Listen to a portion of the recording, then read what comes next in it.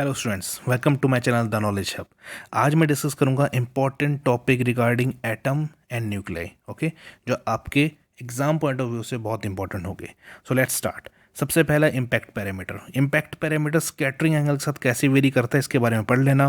Next, distance of the closest approach then Bohr postulate, specially the angular momentum and energy needed to excite the electron from first shell to other shell. Okay, इसके regarding numerical पूछे जाते हैं। Next, how does the stability of orbit explained by the de Broglie, इसके बारे में पढ़ लेना, बहुत बार पूछा गया question. Next one is Bohr theory of hydrogen atom, इसकी पूरी डेरिवेशन है to find the radius, velocity and energy. Radius और एनर्जी के रिगार्डिंग डायरेक्टली न्यूमेरिकल पूछे जाते हैं। Okay, then how this total energy related with kinetic energy and potential energy, ये derivation से आपको पता चल जाएगा।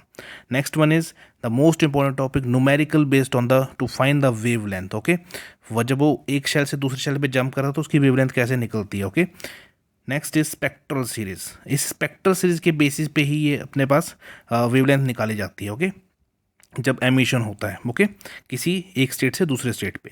नाउ तो मेरे पास स्पेक्ट्रल सीरीज कौन सी है, Lyman, Balmer, Paschen, Brackett at Pfund. Okay, so इसके रिगार्डिंग, इन ट्रांजिशन के रिगार्डिंग आपसे ये भी पूछा जाता है 1 मार्क में, कौन सी रेडिएशन एमिट होती है for Lyman, Balmer, Paschen and so on, like UV radiation, visible, infrared and far infrared. तो याद कर लेना अच्छे से।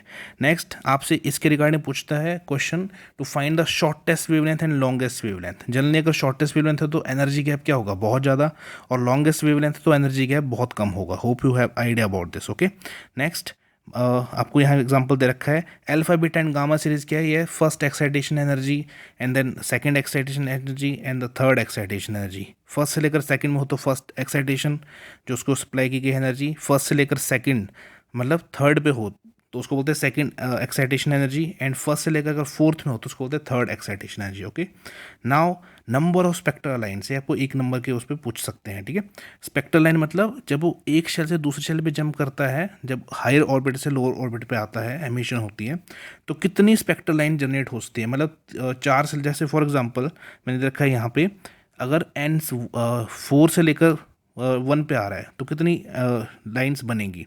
तो जैसे एन से लेकर 4 से लेकर 1 पे आ रहा है तो देखो एन की वैल्यू यहाँ 4 डाल दो और आपको आंसर मिल जाएगा 6 लाइन्स। ओके, सिमिलरली ऐसे आपको एग्जाम में क्वेश्चन पूछ सकते हैं। सिमिलरली रखना, ये फॉर्मूला तभी वैलिड है जब हायर ऑर्डर से ग्राउंड स्टेट पे आए। ग्राउंड स्टेट मतलब जो ग्राउंड मेरे पास लेवल है वो 1 ही होना चाहिए, अदरवाइज आप डायरेक्टली भी इसको निकाल सकते हो कितनी एमिशन हो सकती है, कितनी पॉसिबिलिटीज़ हैं। Okay, next is excitation energy, मतलब इसके रिगार्डिंग न्यूमेरिकल पूछते हैं, delta is equal to H nu, और डेल्टा उससे रिगार्डिंग आपको वेवलेंथ भी पूछ सकते हैं। ओके, नेक्स्ट वन इज, अब देखो ये क्वेश्चन बहुत बार आया हुआ है, ये स्पेक्ट्रल सीरीज आपको दे रखी होती है, ट्रांजिशन दे रखी होती है, वेवलेंथ दे रखी होती है, तो बोलता है कि किस कौन इसके रिगार्डिंग कौन सी ट्रांजिशन होगी, तो उसका रिगार्डिंग मैंने न्यूमेरिकल करवा रखा है, ऐसा क्वेश्चन प्रिपेयर कर लेना। नेक्स्ट वन आपको दे रखी है कि फोटोन के, कोई फोटोन है 12.1 इलेक्ट्रॉन वोल्ट एनर्जी के साथ जो किसी हाइड्रोजन एटम पे उसके इलेक्ट्रॉन को एक्साइट करता है, आपको पता करना हो किस लेवल तक उस इलेक्ट्रॉन को ले जाएगा। सो ये न्यूमेरिकली भी काफ़ी टाइम पूछा गया है, 1 मार्क्स के लिए काफ़ी इंपॉर्टेंट है। Similarly the most important thing, expression for the frequency of radiation emitted for transition nth to nth n-1 level. Okay, so इस लेवल के लिए आपको एक्सप्रेशन निकालना है फ्रीक्वेंसी का, and show that the for the large value of n the frequency is equal to the classical frequency of radiation of electron। ये derivation बहुत time पूछी गई है, सो एक बार इसको अच्छे से प्रिपेयर कर लेना। Next one is nuclear. Nuclear में रेडियस का क्या रिलेशन है मास नंबर के साथ, न्यूक्लियर डेंसिटी इंडिपेंडेंट होती है मास नंबर के, न्यूक्लियर फोर्स क्या है, उसकी प्रॉपर्टी स्ट्रॉन्गेस्ट है, शॉर्ट रेंज फोर्स है, और इनवर्स के लॉ को फॉलो नहीं करती, not depend upon the charge. Binding energy most important topic, इसके रिगार्डिंग न्यूमेरिकल पढ़ लेना। नेक्स्ट, बाइंडिंग एनर्जी कर्व, ये कर्व पूछेंगे कि जनरली जो आयरन है उसके लिए सबसे ज़्यादा बाइंडिंग एनर्जी होती है, उसके लेफ्ट में न्यूक्लियर फ्यूजन प्रेफर होता है, और right hand side nuclear fusion. Okay, higher masses के लिए न्यूक्लियर फ्यूजन एंड लोअर के लिए nuclear fusion. Next, potential energy का रिलेशन पूछा जाता है सेपरेशन के साथ, ये कर्व बहुत टाइम पूछा गया है।